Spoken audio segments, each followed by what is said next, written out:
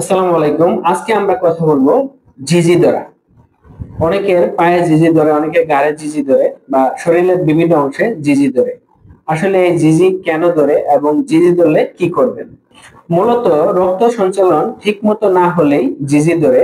ওই ক্ষেত্রে আপনার ঘাড়ে যদি ঝিঝি ধরে তাহলে আপনি আপনার ঘাড়টাকে বারবার এদিক সেদিক এইভাবে এইভাবে এরকম এরকম এইভাবে বারবার ঘাড়টাকে ঘুরিয়ে নিন, তাহলে ঘাড়ের জিজি ছেড়ে যাবে। এবং মাথা এবং ঘাড়ের ব্যায়াম করতে থাকুন।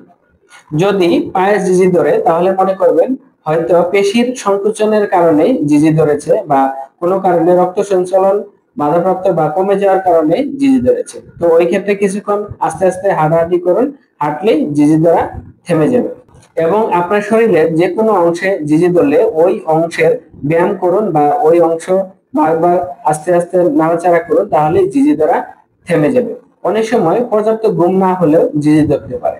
তাই আমরা এই জিজি ধরাকে কঠিন রোগ না মনে করে স্বাভাবিকভাবে নেই এবং ওই অংশের ব্যায়াম করি বা হাত পা বা ওই শরীরের ওই অংশ নাড়াচাড়া করি, তাহলে জিজি ধরা ছেড়ে যাবে। এবং কি পর্যাপ্ত ঘুমাই, তাহলে আমরা জিজি ধরা থেকে অনেকটা স্বস্তি পাবো।